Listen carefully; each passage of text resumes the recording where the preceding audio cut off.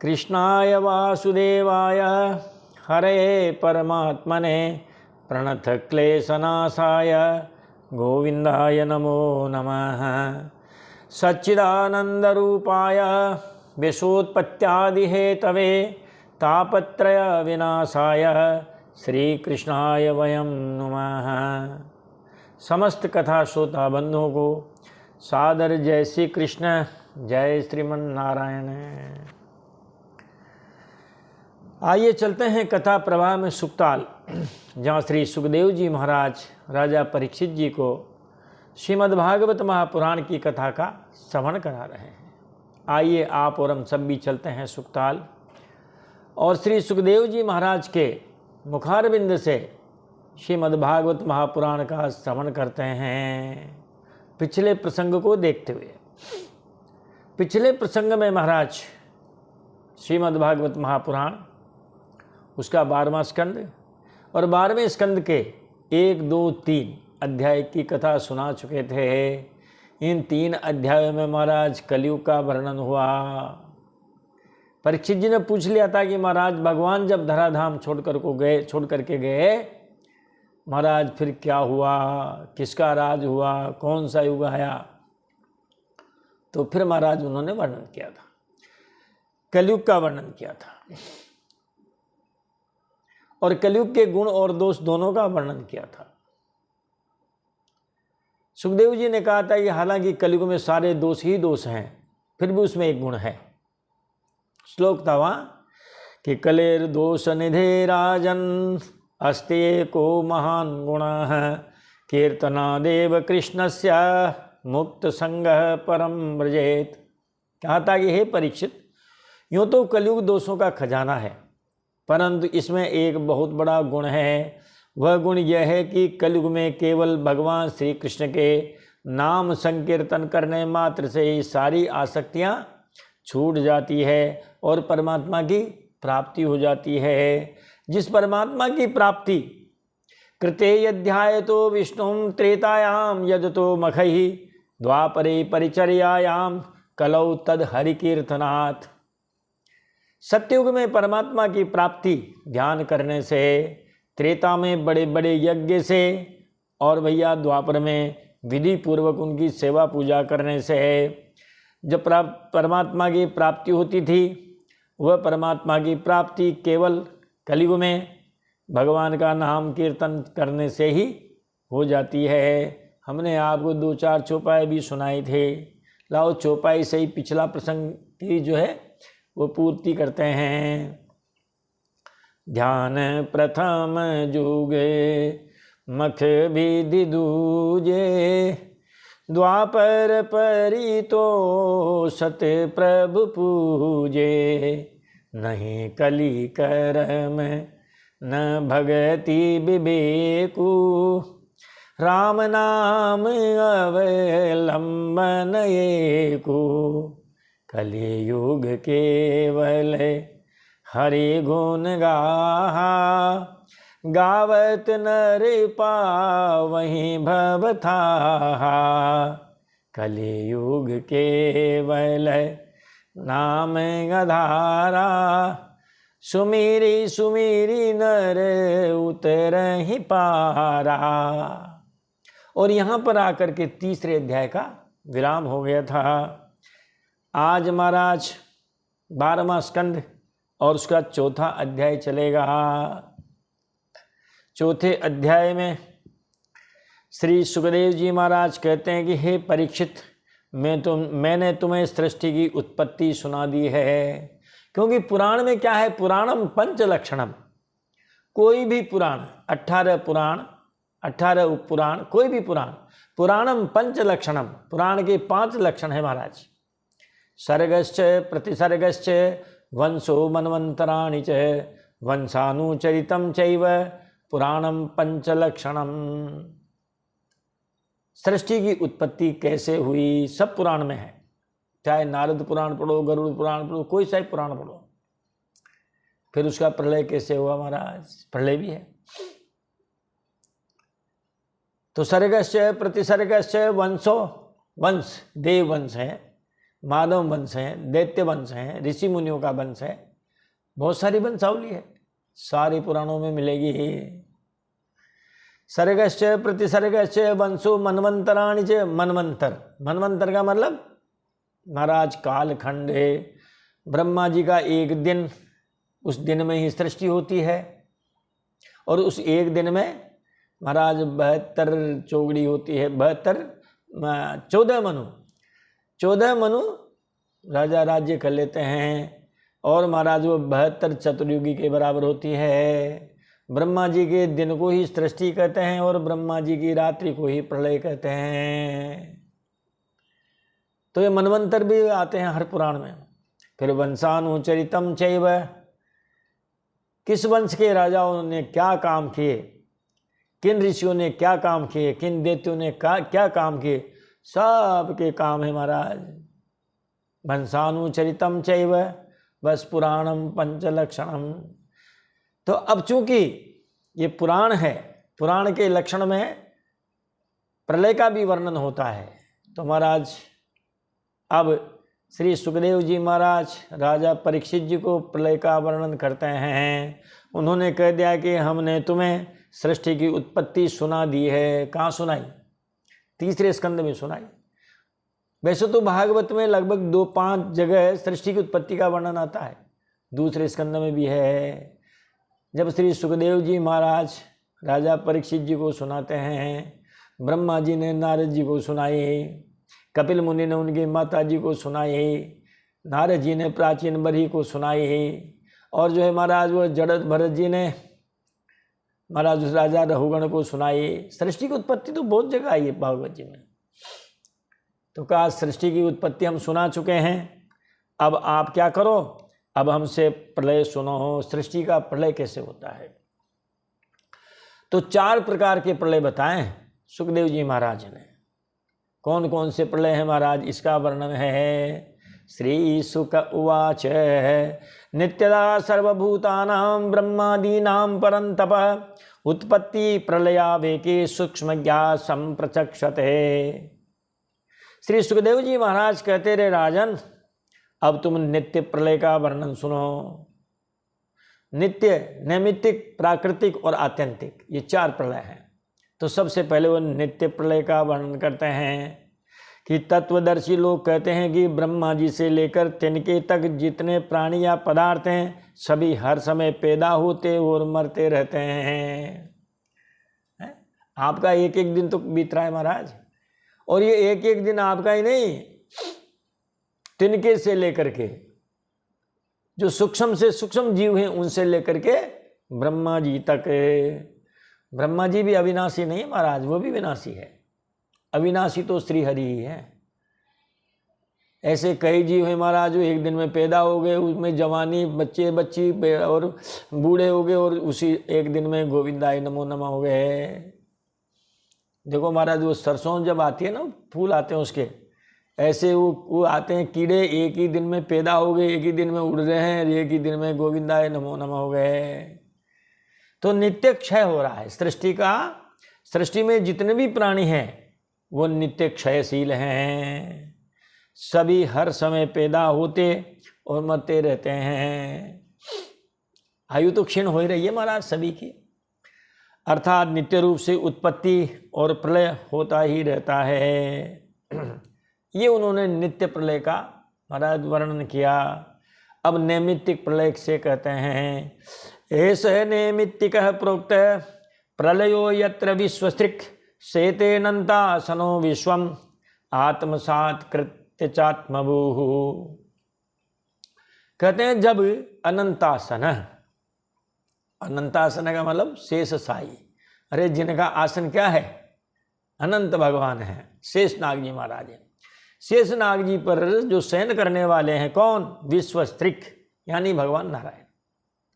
जब शेष साई भगवान नारायण सारे विश्व को अपने अंदर समेट कर शयन करते हैं, विश्वम आत्मसात् कृत्य सेते, सारे विश्व को अपने अंदर समेट करके सोते हैं। इसीलिए तो भगवान को क्या उपमा दी, मकड़ी।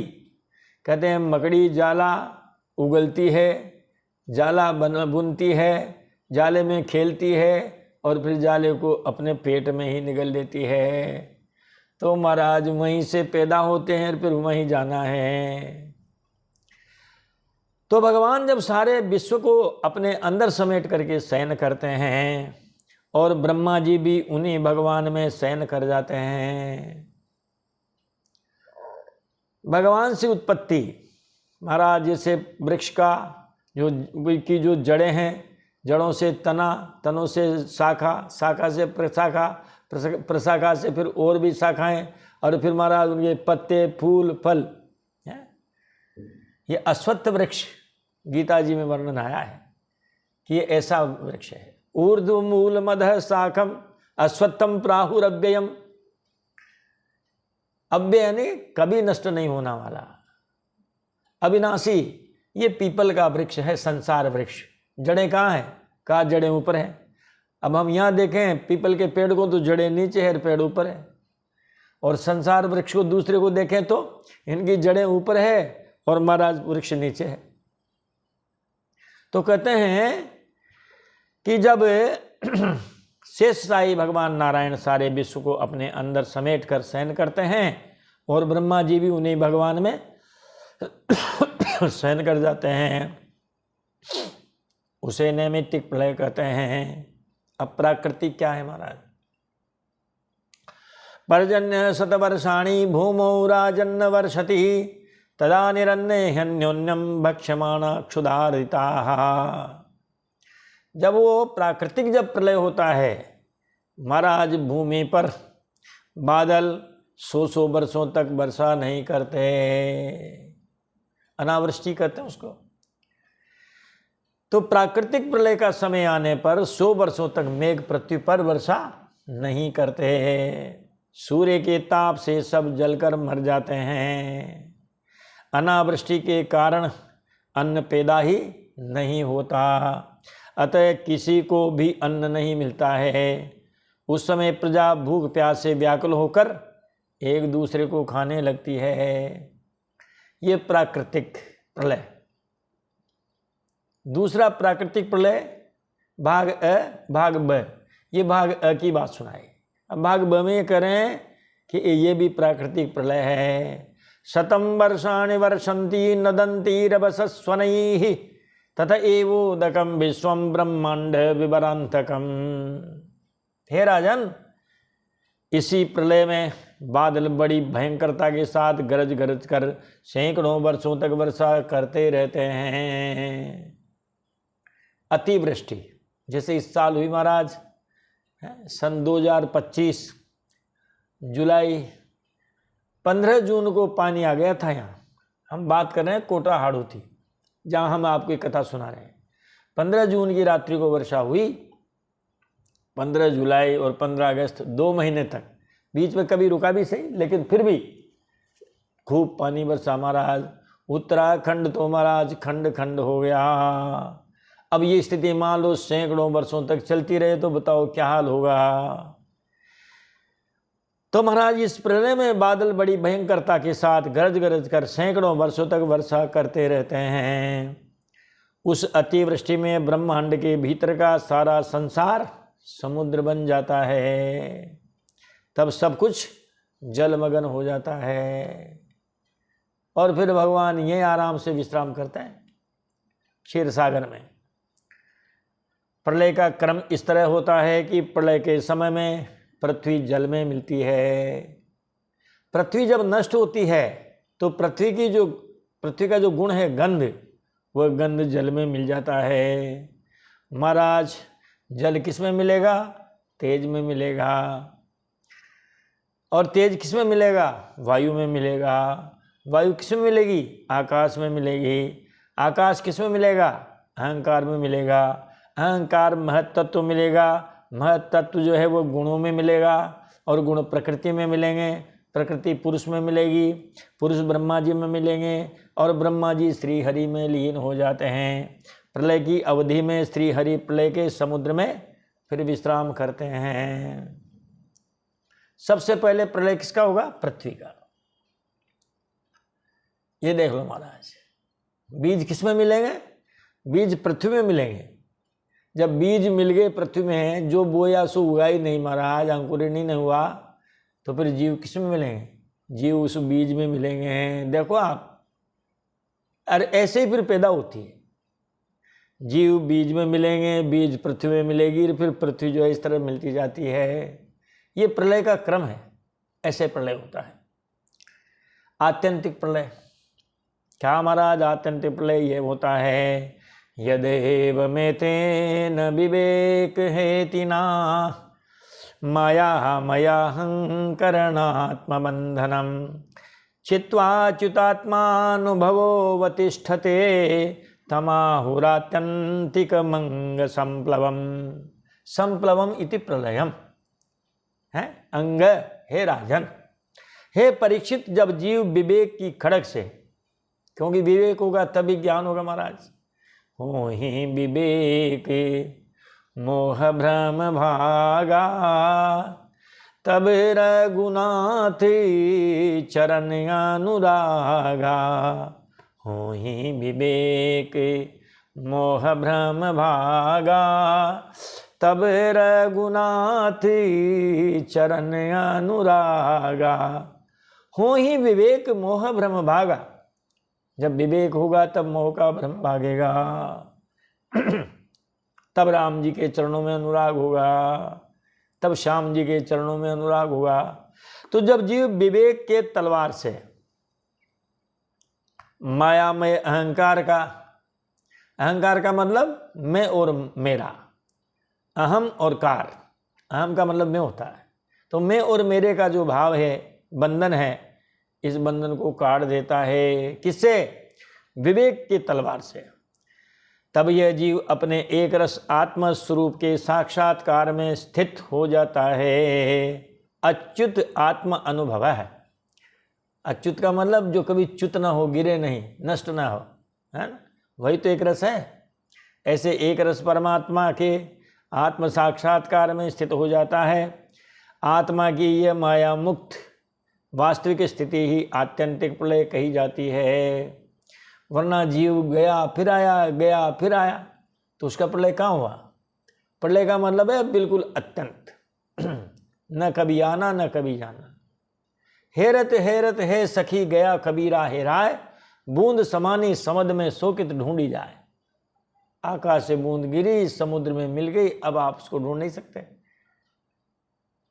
ये जो ज्योति है वो उस परम ज्योति में मिल गई, अब ज्योति दोनों मिलकर एक हो गई महाराज। दो दीपक हों, पास पास हों, और जब दोनों की ज्योति एक हो जाती है तो फिर कहना मुश्किल हो जाता है कि ये एक जो ज्योति बने ये किस दीपक की है। ये स्थिति होती है। मतलब मोक्ष, मुक्ति, जब मनुष्य की, जीव की मुक्ति हो जाए, समझ लो वही आत्यंतिक प्रलय कहा जाता है। इतना महाराज श्री सुखदेव जी महाराज ने राजा से कहा है। अब श्री सुखदेव जी महाराज ने राजा परीक्षित से कहा कि हे राजन, हमने आपको पूरी कथा सुना दी है, अब और क्या सुनना चाहते हो?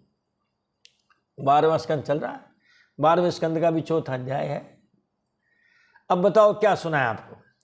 तब राजा परीक्षित ने कहा कि महाराज, अब आप भी पधार रहे हैं, हम आपका पूजन करेंगे, आपको विदा करेंगे, आप भी पधारिए, और अब मुझे भी मरना है। जब ये बात कही मरना है, तब श्री सुखदेव जी महाराज ने उनसे कहा है, और महाराज यहाँ करके इस 4th अध्याय का विराम हो जाता है। क्या कहा है वही अगले अध्याय में है, 5वें अध्याय में। 5वें अध्याय में सुखदेव जी महाराज के अंतिम उपदेश हैं। बस अंतिम उपदेश करके और ये यहाँ से विदा हो जाएंगे। शायद हो सकता है अगली कथा में हमें अब सुखताल नहीं जाना पड़ेगा। अब कहाँ जाना पड़ेगा महाराज? अब अपन को तीर्थवर नैमिष विख्यात था, वहाँ जाना पड़ेगा, नैमिषारण्य में, क्योंकि नैमिषारण्य में सूर्य जी सुना रहे ना सोनकादि ऋषियों को। तो महाराज आज ये विदा हो जाएंगे और कल से अपन चलेंगे नैमिषारण्य। तो श्री सुखदेव जी का अंतिम उपदेश है। श्री शुक उवाच है, त्वं तु राजन् मरिष्यति, त्वं तु राजन् मरिष्येति, पशुबुद्धि मिमां जहि, न जातः प्राग् भूतोऽद्य देहवत्वम न नंक्षसि। अरे राजन, अब तुम यह पशुओं की सी अविवेक मूलक धारणा छोड़ दो कि मैं मरूंगा। तुम नहीं मरोगे। देहवत्वम त्वम न नंक्षसि, जैसे देह नष्ट होती है ऐसे तुम नष्ट नहीं होगे। तुम न कभी पैदा हुए हो, न अभी मरोगे, न कभी आगे पैदा होगे। देह ही पैदा होती है, देह ही नष्ट होती है। जैसे शरीर पहले नहीं था और अब पैदा हुआ फिर नष्ट हो जाएगा, वैसा आत्मा के विषय में नहीं है। गीता जी के दूसरे अध्याय में कहा है महाराज, अव्यक्तादीनि भूतानि व्यक्तमध्यानि भारत अव्यक्त निधनान्येव तत्र का परिदेवना। अव्यक्तादीनि भूतानि, प्राणी जन्म से पहले तो अदृश्य रहते हैं। आपका हमारा सबका महाराज जो है वो जन्मदिन मनाया जाता है, डेट ऑफ बर्थ, जन्म तिथि सभी की है। तो महाराज उस तिथि के पहले आप कहाँ थे? पता नहीं कहाँ थे। फिर व्यक्त मध्यानि भारत है, फिर जन्म हुआ तो आप भय प्रकट कृपाला हो गए, फिर आप पैदा हो गए महाराज। और जब मृत्यु हो गई, जब महाराज फोटो लग गया, ये माला टक गई फोटो पर, हमारा फिर गायब हो गया। अव्यक्तादीनि भूतानि व्यक्त मध्यानि भारत अव्यक्त निधनान्येव तत्र का परिदेवना। हे अर्जुन, ऐसे शरीर के लिए क्या पछताना, क्या कष्ट का पाना, जो पहले नहीं था बाद में आया और फिर चला गया। आत्मा भैया इस जन्म के पहले भी, जन्म के बाद भी और मृत्यु के बाद भी, और महाराज जिंदगी के साथ भी और जिंदगी के बाद भी। तो आत्मा शरीर के पहले भी था, अब भी है और बाद में भी रहेगा। न भविष्यति भूत्वा त्वं पुत्र पौत्रादि रूपवान बीजांकुरवद देहादेह व्यतिरिक्तो भवानलः। आप बीजांकुरवत नहीं है, जैसे बीज से अंकुर पैदा होता है और अंकुर से फिर बीज पैदा हो जाता है, बाप से बेटा पैदा हो जाता है, बेटे से पोता पैदा हो जाता है। ये सिस्टम नहीं है भैया। किंतु तुम तो न किसी से उत्पन्न हुए हो और न ही आगे पुत्र पौत्रादिकों के शरीर के रूप में उत्पन्न हो गए। न तुम किसी से उत्पन्न हुए हो, न तुम कभी आगे उत्पन्न हो गए। ये आत्मा की अजरता और अमरता का वर्णन हो रहा है। आत्मा अजर अमर है महाराज। जो हमारे भारतीय जो सनातन धर्म है महाराज, उसकी पहली यही परिभाषा है, आत्मा की अजरता और अमरता। महाराज इस पे बड़े बड़े प्रवचन हो गए, बड़ी उपनिषदें बन गई महाराज, हैं पूरे धर्मशास्त्र बन गए। हजारों वर्षों तक महाराज इस विषय पर शास्त्रार्थ होते रहे, विचार विमर्श होते रहे कि शरीर अलग है और आत्मा अलग है। इसी भेद को यहाँ पर श्री सुखदेव जी महाराज राजा परीक्षित जी को बता रहे हैं कि जैसे अग्नि लकड़ी से सर्वथा अलग रहती है। लकड़ी अलग है और अग्नि अलग है। अब लकड़ी में जब अग्नि लग जाती है तो हमें वही लकड़ी ही अग्नि दिखाई देती है, लेकिन वास्तव में तो लकड़ी भिन्न है और उसमें रहने वाली अग्नि भिन्न है। वैसे ही तुम भी शरीर आदि से सर्वथा अलग हो। स्वप्ने यथा शिरश्छेदम पंचत्वाद्यात्मनः स्वयं यस्मात् पश्यति देहस्य ततः आत्मा यजो मरः। ये लो मरः। नैनं छिन्दन्ति शस्त्राणि नैनं दहति पावकः न चैनं क्लेदयन्त्यापो न शोषयति मारुतः। इस प्रकार स्वप्ने यथा शिरश्छेदम पंचत्वाद्यात्मनः स्वयं यस्मात् पश्यति देहस्य तत आत्मा यजो मरः। व्यक्ति क्या करता है? व्यक्ति महाराज स्वप्ने शिरश्छेदम स्वयं पश्यति। जब आदमी को सपना आता है तो व्यक्ति स्वप्न में ऐसा देखता है कि मेरा सिर कट गया है। जब सिर कट गया तो उसने कैसे देखा महाराज? जब सिर कट ही गया है और मैं मर गया हूँ। क्या मरने वाला है? खुद को मालूम पड़ता है ये मैं मर गया हूँ। वो तो और ही महाराज वो देखते हैं, जांच करते हैं। घर में हो तो बड़े बुजुर्ग देख लेते हैं, हॉस्पिटल में हो तो डॉक्टर महाराज वो मृत घोषित करते हैं। लेकिन सपने में हम भी देख रहे हैं कि हम मर गए हैं, हमारा सिर कट गया है। तो व्यक्ति स्वप्न में ऐसा देखता है कि जैसे मेरा सिर कट गया है और मैं मर गया हूँ। ये मरना कटना देह की अवस्थाएं हैं। देहस्य, ये सारी अवस्थाएं किसकी है? महाराज शरीर की होती है। किंतु जिसके द्वारा ये सब देखा जाता है वह आत्मा अजर अमर है। जो रात में स्वप्न में आपके शरीर के साथ जो भी महाराज उथल पुथल हो रही है उसको जो देख रहा है वो देखने वाला कौन? कोई कैसा? आप रात में मैं अच्छी तरह सोया, रात में महाराज ऐसा मेरे को सपना आया। तो जब आप सो रहे थे तो सपने को किसने देखा? जिसने सपने को देखा महाराज वह आत्मा है, वह अजर अमर है और आपके सोने पर भी वो जागता है। गोस्वामी तुलसीदास जी ने बहुत बढ़िया 2 चौपाई लिखी महाराज इस बारे में। रामायण के बिना सब शास्त्र अधूरे हैं। जो सपने सरलतम है ना, अधूरे तो क्या कहें, मगर चूंकि सबके समझ से वो परे हैं। और रामचरितमानस बहुत सरल भाषा में कह देते हैं कि जो सपने सिर काटे कोई, जागे बीनू न दूरी दुख होई। जो सपने सिर काटे कोई, जागे बीनू न दूरी दुख होई। जो सपने सिर काटे कोई, महाराज सपने में मान लो किसी ने हमारा सिर काट दिया तो जब तक जागेंगे नहीं तब तक हमारा दुख दूर नहीं होगा। अरे ऐसे भी कई डरावने भयावने सपने आ जाते हैं। महाराज आपके पीछे काला नाग बाबा पीछे पड़ गए हैं। अब देखो आप पसीने पसीने हो गए हैं। हाथी पीछे भाग रहा है, आप पहाड़ से नीचे गिर रहे हैं।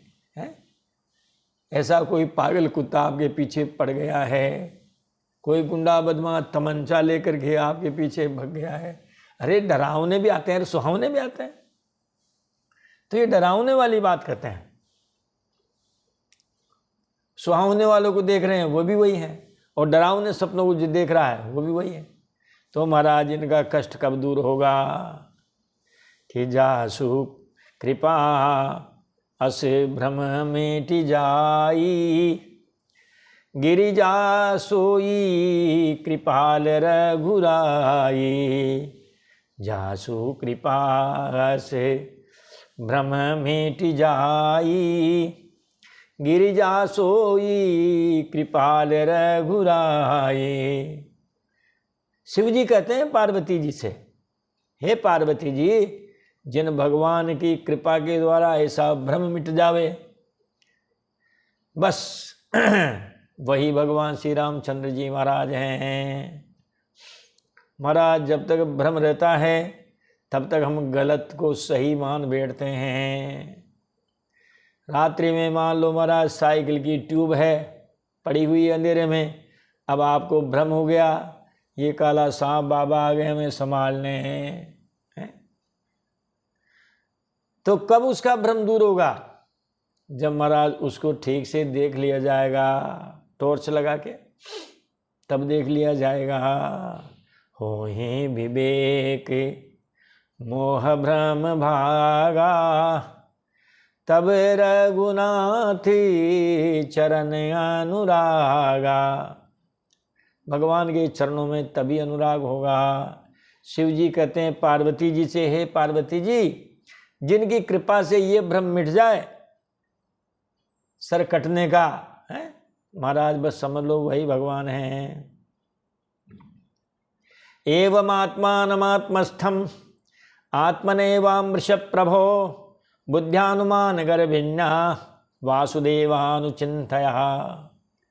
सुखदेव जी महाराज कहते हैं, रे परीक्षित, इस प्रकार तुम अपनी विवेकवती बुद्धि के द्वारा अनुमान गर्भिण्या बुद्ध्या, महाराज इस प्रकार आपकी जो विवेकवती बुद्धि है उसके द्वारा आत्मानम आत्मस्थम, अपने आत्मा में स्थित जो परमात्मा है श्री कृष्ण, महाराज श्री कृष्ण के रूप में अपने आत्मा में साक्षात करो हो। भगवान श्री कृष्ण ही हमारी आत्मा में विराज रहे हैं, हमारे हृदय सिंहासन पर विराजमान हैं। महाराज ऐसा साक्षात करो, ऐसा अनुभव करो। कहते हैं अंते नारायण स्मृति, अब आपका ये अंतिम समय है, आप और झंझट छोड़िए हैं। अब महाराज भगवान को आप अपने हृदय सिंहासन पर विराजमान कर लीजिए। अब लाभ हानि घाटा बाधा जो भी आप उसको छोड़ दीजिए। नोदितो विप्रवाक्येन चोदितो विप्रवाक्येन न त्वां दक्षति तक्षकः मृत्यवो नोपदक्षन्ति मृत्युवो नोपदक्षन्ति मृत्युनां मृत्युमेश्वरम। हे परीक्षित, तुम मृत्यु के भी मृत्यु हो। अरे आत्मा को जब कोई मार ही नहीं सकता तो महाराज आप अजर अमर हो, आप स्वयं ईश्वर हो।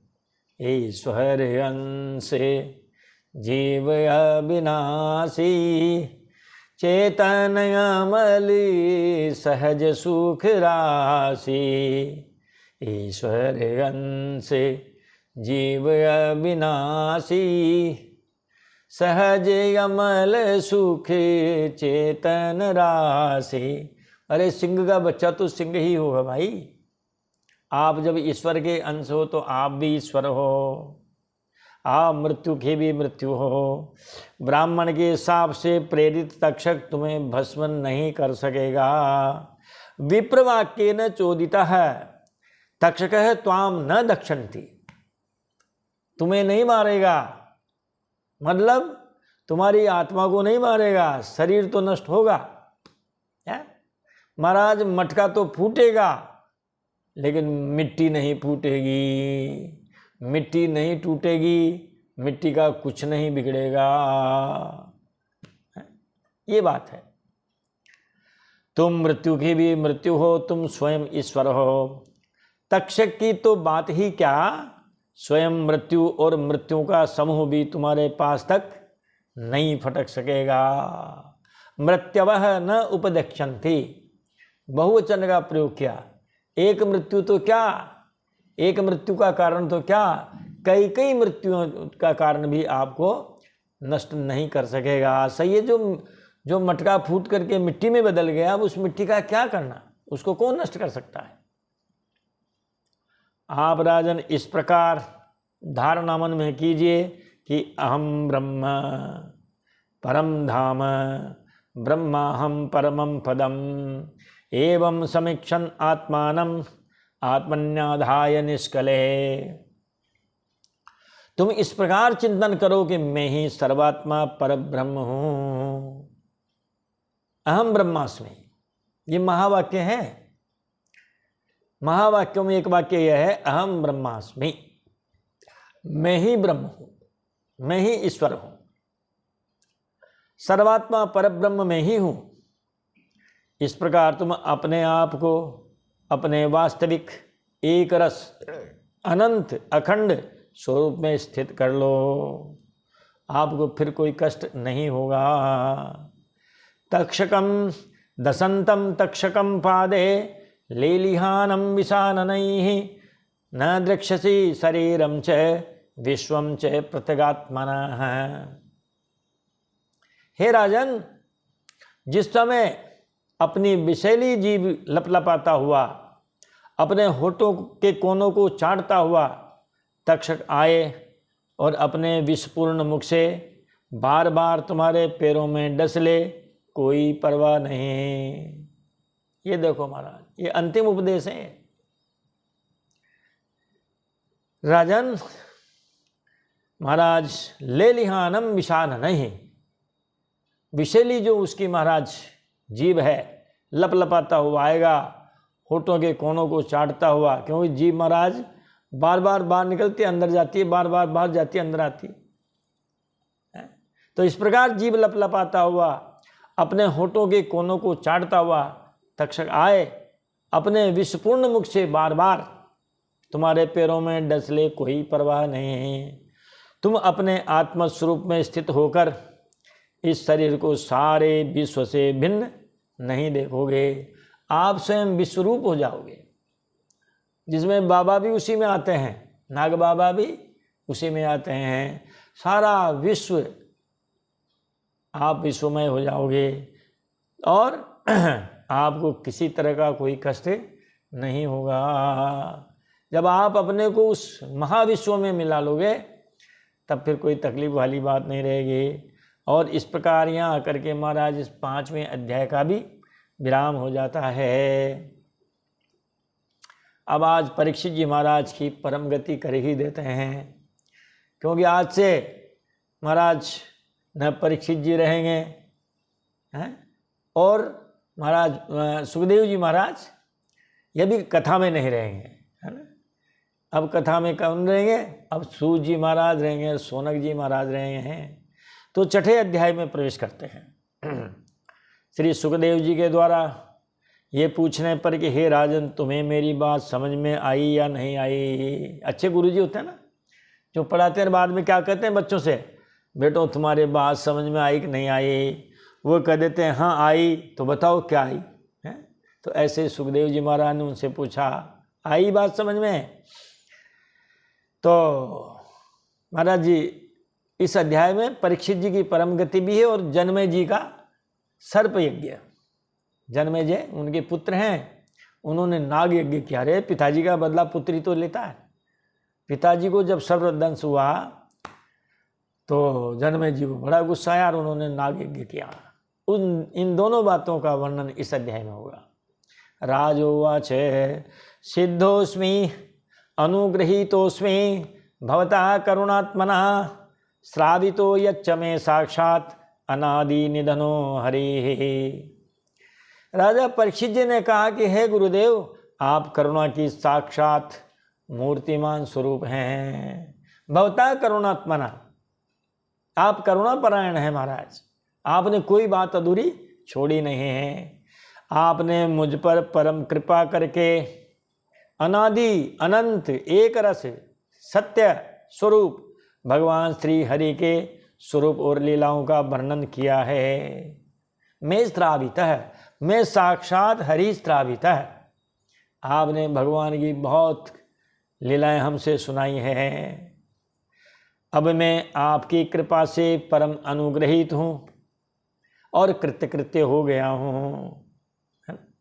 अर्जुन ने भी कहा था ना 18 अध्याय के बाद में, सारी बात सुनने के बाद अर्जुन ने भी कहा था, नष्टो मोह स्मृतिर्लब्धा त्वत्प्रसादात् मयाच्युत स्थितोस्मि गत संदेह करिष्ये वचनम तव।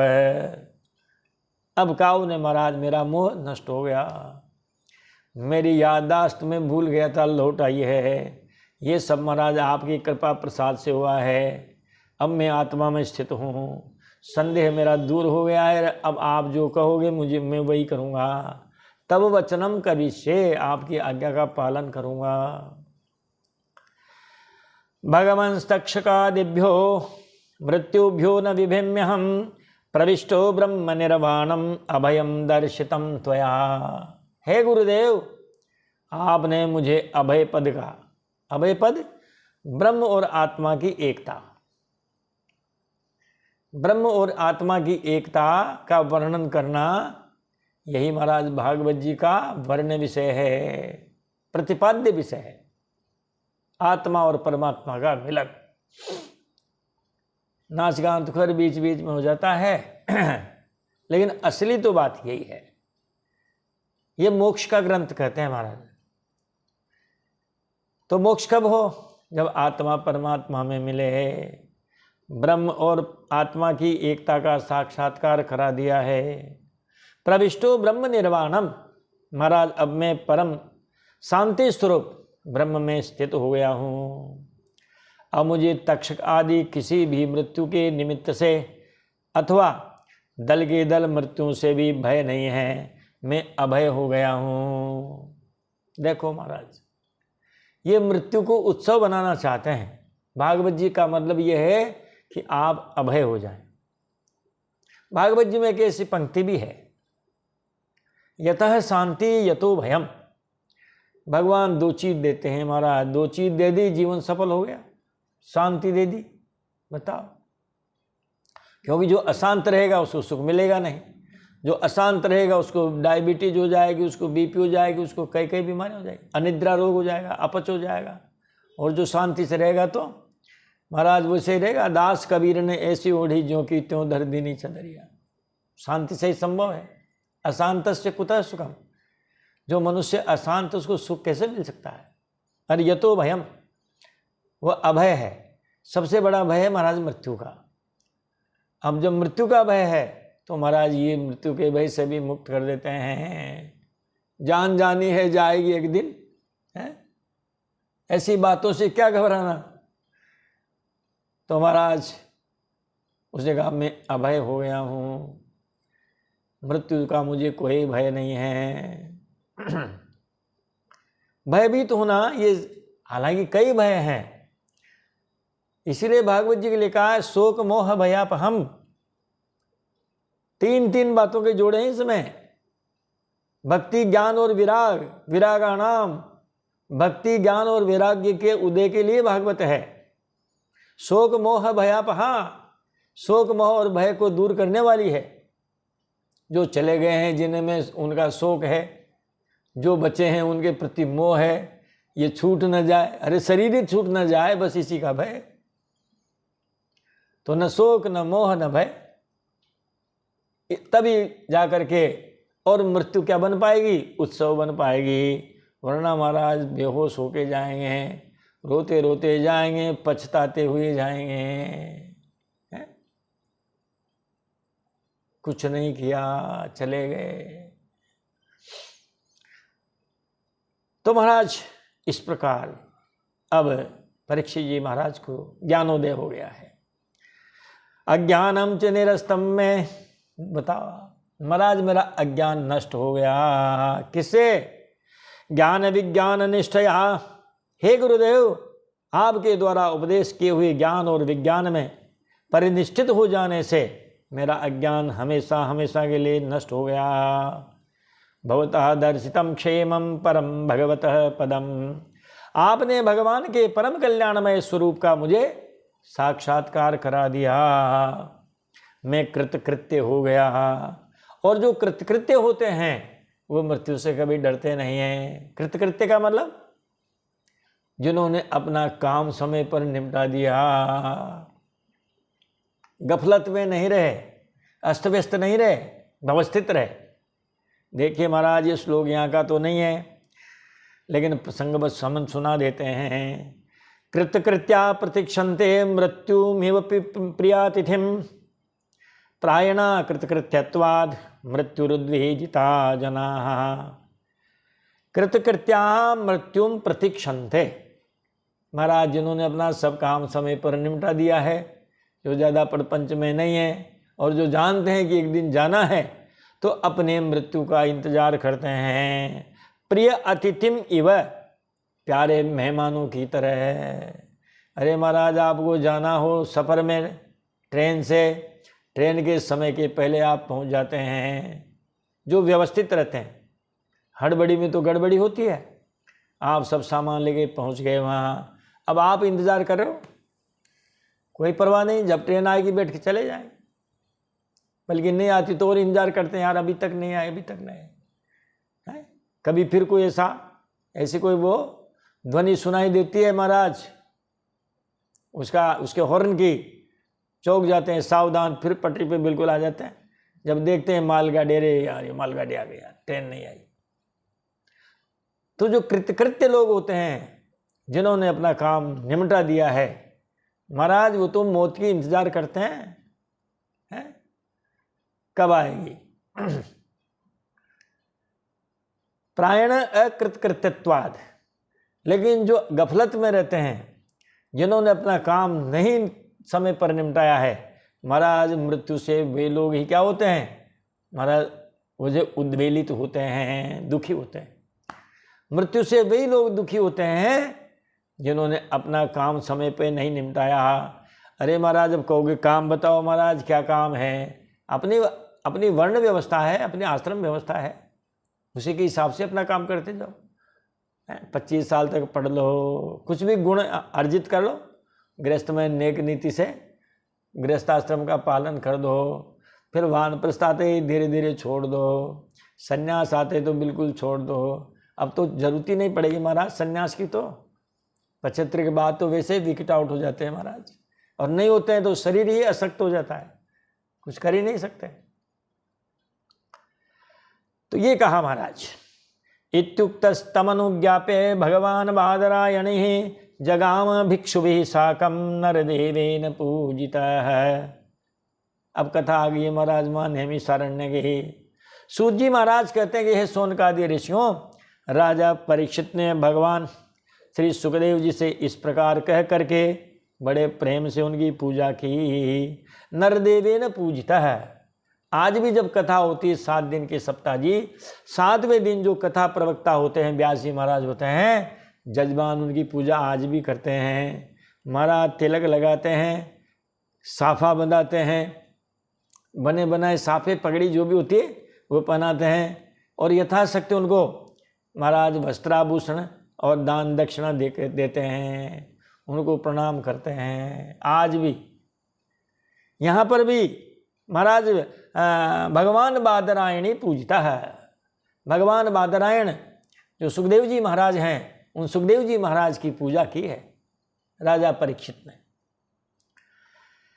तो बड़े प्रेम से उनकी पूजा की है। अब सुखदेव जी महाराज का भी काम निमट गया। तब महाराज सुखदेव जी भी महाराज भी राजा परीक्षित से विदा लेकर के महात्मा और भिक्षुकों के साथ वहां से प्रस्थान कर गए। ये हुआ महाराज।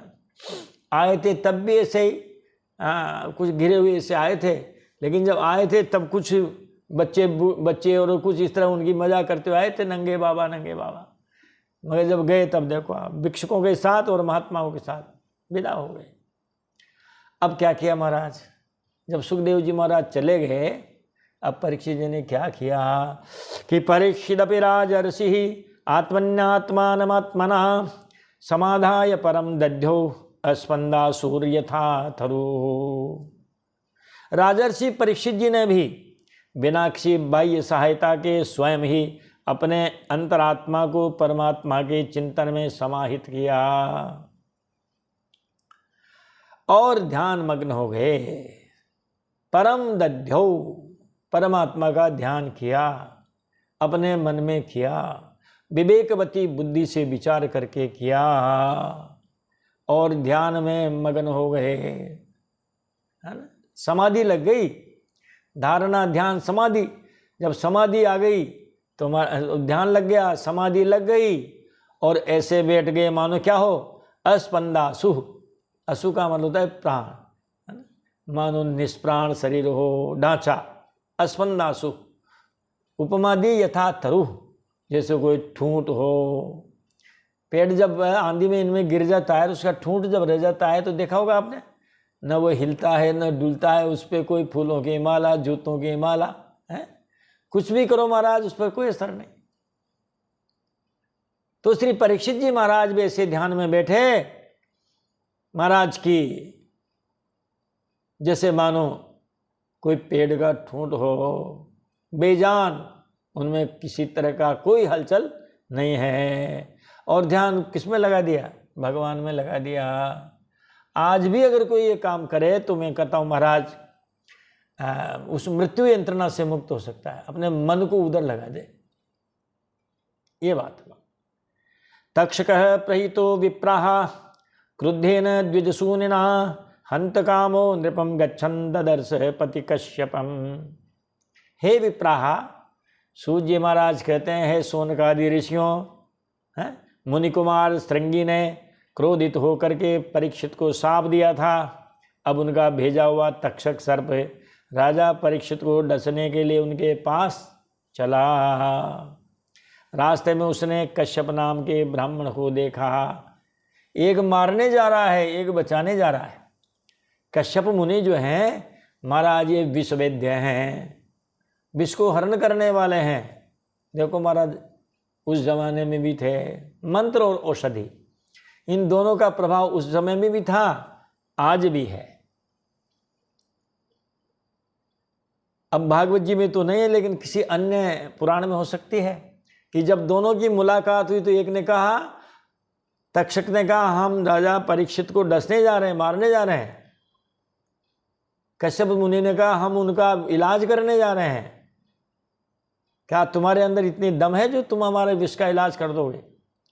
उन्होंने कहा क्यों नहीं कर सकते, तुमसे क्या, तुम्हारे बाप दादाओं के भी विष का इलाज कर देंगे हम। तो कहा करके देखो। कहते हैं एक पीपल का पेड़ था, तो उस तक्षक सर्प ने उस पीपल के पेड़ को डसा और वो पीपल का पेड़ क्षण भर में महाराज भस्म हो गया। अब कहा उनसे कश्यप ऋषि से कि अब आप इसका इलाज करो। कहते हैं महाराज उन्होंने मंत्र बल से कमंडलू से जल छिड़का है, मंत्र पढ़ करके पीपल का पेड़ पुनः हरा भरा हो गया। अब चमत्कार को नमस्कार हो गया। तक्षक ने उनसे कहा देखो जी हम जा रहे हैं ना, हमारी मर्जी से नहीं जा रहे हैं, हमको एक ब्राह्मण ही भेज रहा है? और महाराज उसी ने इनको श्राप दिया था, तो क्या आप चाहते हो एक ब्राह्मण के वचन झूठे हो जाए? और महाराज कुछ उस जमाने में भी चलता था, तो कुछ मोटा लिफाफा दिया उनको, गुरुजी को, कश्यप जी को, कहा महाराज घर जाओ विश्राम करो, हमें हमारा काम करने दो। और इसके जन्म के समय ब्राह्मणों ने जो भविष्यवाणी की थी महाराज उस भविष्यवाणी को भी पूरी होने दीजिए। तम तरपयित्वा द्रविण ही, ये आ गई ये बात महाराज। द्रविण का मतलब है धन। निवर्त्य विषहारिणम द्विजरूप प्रतिच्छन्न काम रूपो दशन नृपम। कश्यप ब्राह्मण सर्प विष की चिकित्सा करने में बड़े निपुण थे। तक्षक ने बहुत सा धन देकर कश्यप को वहाँ से लौटा दिया और स्वयं ब्राह्मण के रूप में छिपकर, ये नकली बाबा ऐसे रूप बनाते हैं, या तो साधु महात्माओं के बनाएंगे या ब्राह्मणों के बनाएंगे, क्योंकि इनकी साख पर आँच कैसे आएगी? वरना जो ब्राह्मण होंगे महाराज उनकी तो साख पर आँच नहीं आएगी, लेकिन ये जो नकली बनते हैं ना कपटी महाराज, वो इस तरह का काम करते हैं। कश्यप को वहाँ से लौटा दिया और स्वयं ब्राह्मण के रूप में छिपकर, क्योंकि वो क्या था? काम रूप है। काम रूप का मतलब है इच्छानुसार रूप ग्रहण करने वाला था, इसीलिए वह इच्छानुसार रूप धारण कर सकता था। उसने वो रूप धारण किया और राजा परीक्षित के पास गया और उनको डस लिया। अब महाराज कहाँ डसा? कोई कहते हैं नाक में, कोई कहते हैं जीभ में, कोई कहते हैं ठोड़ी पे, लेकिन चूंकि पहले इनमें वर्णन आया था कि शायद पैर में डसा उनको। सुखदेव जी महाराज ने कहा था वो सांप आवे यदि तुम्हें पैर में डस ले तो भी कोई घबराने की बात नहीं है। ब्रह्मभूतस्य राजर्षे देहो ही गरलाग्निना बभूव भस्मसात् सद्यः पश्यताम सर्वदेहिनाम। श्री सूत जी महाराज कहते हैं हे शौनकादि ऋषियों, राजर्षि परीक्षित तक्षक के डसने से पहले ही ब्रह्म में स्थित हो चुके थे। उन्होंने अपना कनेक्शन ऊपर जोड़ लिया था। अब नीचे रहा ये शरीर, अरे महाराज को कूटो पीटो नष्ट करो, तलवार गोली तमंचा जो भी लगाओ लगाते रहो, क्या मतलब? मगर महाराज ये विद्या ये उस जमाने की थी। अब कहने में तो बहुत आसान लग रही है, मगर शायद करने में बहुत मुश्किल है। तभी सुलभ है जब दो बातें हैं, या तो आदमी कोमा में चला जाए, बस अब मालूम नहीं है, या फिर उसका इतना तगड़ा ध्यान भगवान में लग जाए। अब तक्षक के विष की अग्नि से उनका शरीर सबके सामने ही जलकर भस्म हो गया, बानी हो गया महाराज। इतना जहरीला था, इतना विष था उसमें कि महाराज जो ही उसने राजा परीक्षित को डसा है, राजा परीक्षित की जो देह थी महाराज, वो देह 1 मिनट में या सेकंड में ही और वो बानी की ढेरी में बदल गई। हाहाकारो महानासेत भुवि खे दिक्षु सर्वतः विस्मिता यभवन सर्वे देवासुर नरादयः। जब राजा की मोक्ष हुई महाराज, तब पृथ्वी, आकाश और सब दिशाओं में जोर से हाय हाय की ध्वनि होने लगी। हाहाकारो महानासी, हाय हाय की ध्वनि हो गई, हाय राजा हाय राजा। कहाँ कहाँ होने लगी? कहते हैं महाराज भुवि पृथ्वी पर, खे आकाश पर, और सर्वतः दिक्षु सारी दिशाओं में हैं। सबके सब परीक्षित जी की यह परम गति देख करके विस्मित हो गए। कौन कौन? देवासुर नरादयः, देवता, असुर और मनुष्य, ये सबके सब परीक्षित की यह परम गति मोक्ष देख करके विस्मित हो गए। देवदुन्दुभयो नेदुः देवदुन्दुभयो नेदुः गंधर्वाप्सरसो जगुः ववृषुः पुष्पवर्षाणि विबुधा साधुवादिनः। देवताओं की दुंदुभियां अपने आप बज उठी। जब तो ब्रह्मा जी को मालूम हुआ, राज्ञो मोक्षम तथा भिक्षे पुराधातापि विस्मितः स्वर्गलोके तुलाम बद्ध्वा तोलयत साधनान्यजः। तभी तो भागवत जी की महाराज वहां पर तुलना की गई। ब्रह्मा जी ने तराजू लगाया, कहा ना जब अरे भागवत के सुनने से देखो एक पृथ्वी का राजा परीक्षित, उसकी मोक्ष हो गई। तभी तो उन्होंने तराजू लगाए, एक तरफ सारे शास्त्र रखे और एक तरफ भागवत जी रखी। तभी महाराज भागवत जी का जो पलड़ा था वो धरती पर टिका रहा, अन्य शास्त्रों का भरा हुआ पलड़ा ऊपर उठ गया। तभी से तो भागवत जी का महात्म्य हुआ। इतना महात्म्य क्यों है? इसीलिए है। और रामायण जी के लिए भी कहते हैं महाराज, जब रामायण जी लिखी गई तो गोस्वामी तुलसीदास जी ने इनकी परीक्षा करने के लिए काशी विश्वनाथ के मंदिर में गए, क्योंकि विद्वानों ने इनको नहीं माना रामचरितमानस को ग्रंथ। तब कहते हैं सब किसके नीचे रामायण, ऊपर ग्रंथ, बाबा के अंदर मंदिर में, निज मंदिर गर्भगृह में, और लगा दिए पट। खोलेंगे सवेरे देखे क्या होता है। सवेरे खोला तो वो रामायण सबके ऊपर थी, लिखा हुआ था सत्यम शिवम सुंदरम। तब कहीं जा कर के इनको महाराज ग्रंथ माना गया। बिना परीक्षा के क्या काम। गंधर्वाप्सरसो जगुः, गंधर्व और अप्सराएं महाराज गान करने लगी। ववृषुः पुष्पवर्षाणि विबुधा साधुवादिनः, देवता लोग साधु साधु के जय घोष करते हुए, जयकारे लगाते हुए पुष्पों की वर्षा करने लगे। अब महाराज, अब जन्मेजय ने जब ये देखा कि हमारे सारे सुरक्षा के प्रबंध फेल हो गए, हमारे पिताश्री को तक्षक नाग ने डस लिया है और उनकी मोक्ष सदगति हो गई है, अब महाराज जन्मेजय जी को बड़ा गुस्सा आया है। जन्मेजयः स्वपितरं श्रुत्वा तक्षक भक्षितं यथा जुहाव संक्रुद्धो नागान सत्रे सह द्विजयैः। ब्राह्मणों को बुलाया महाराज, तिलक बरनी की है और बैठा दिया हवन पे। कहा जितने भी नाग हैं महाराज सबको हवन कर दो, वंश खत्म कर दो, इनका नाग रहे ही नहीं इस पृथ्वी पर। तो जब जन्मेजय ने सुना कि तक्षक ने मेरे पिताजी को डस लिया है, तो उन्हें बड़ा क्रोध हुआ। वो ब्राह्मणों के साथ विधि पूर्वक सर्पों को का अग्निकुंड में हवन करने लगे। सर्प सत्रे समिद्धाग्नौ दह्यमानान् महोरगान् दृष्ट्वेन्द्रं भय संविघ्नः तक्षकः शरणं ययौ। तक्षक ने जब देखा कि जन्मेजय के सर्प सत्र की प्रज्वलित अग्नि में बड़े बड़े महासर्प भस्म होते जा रहे हैं, महोरगान दह्यमानान समिद्धाग्नौ,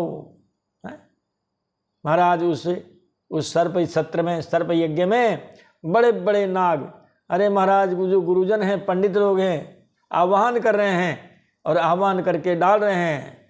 तो जब सब गिर रहे हैं, सब गिर रहे हैं, जल करके भस्म हो रहे हैं, तब महाराज उसको बड़ा भय हुआ। तब वह अत्यंत भयभीत होकर देवराज इंद्र की शरण में गया। अपश्यन् तक्षकं तत्र राजा पारीक्षितो द्विजान् उवाचे तक्षकः कस्मान् न दह्येतो रगाधमः। महाराज बहुत सर्पों के भस्म होने के बाद भी तक्षक नहीं आया।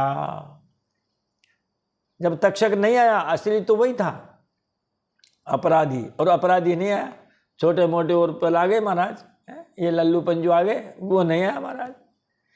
तो ये देखकर जन्मेजय ने ब्राह्मणों से कहा कि हे ब्राह्मणों, अब तक सर्पाधम तक्षक क्यों नहीं भस्म हो रहा है, वह क्यों नहीं गिरा जलती हुई अग्नि में, ब्राह्मणों से पूछा है।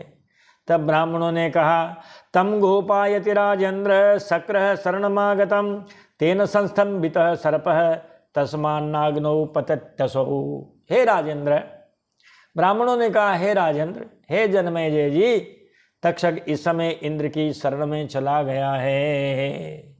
सक्रः शरणम आगतम, वह देवराज इंद्र की शरण में चला गया है और वे उसकी रक्षा करें। तम गोपायति, उन्होंने ही तक्षक को स्तंभित कर दिया है, मतलब रोक लिया है, गिरने से रोक लिया है। इसी से वह अग्नि कुंड में गिरकर भस्म नहीं हो रहा है। पारीक्षित इति श्रुत्वा प्राहर्त्युज उदारधीः सहेन्द्रस्तक्षको विप्रा नाग्नौ किमिति पात्यते। पारीक्षितः, परीक्षितस् अपत्यम पुमान् पारीक्षितः। महाराज परीक्षित जी के जो बेटा हैं उनको पारीक्षित कहेंगे। तो जो जन्मेजय हैं महाराज जी, उनका एक नाम पारीक्षित है। जन्मेजय बड़े ही बुद्धिमान और वीर थे। उन्होंने ब्राह्मणों की बात सुनकर उन जो है ऋत्विजों से कहा, ब्राह्मणों से कहा कि हे ब्राह्मणों, आप लोग इंद्र के साथ तक्षक को क्यों नहीं अग्नि में गिरा देते हो, क्योंकि अपराधी का साथ देने वाला, संरक्षण करने वाला, वो भी अपराधी होता है। इसीलिए इंद्र के साथ ही तक्षक को भी स्वाहा कर दो, इंद्र को भी स्वाहा कर दो। ब्राह्मणों को आज्ञा मिली। महाराज कहते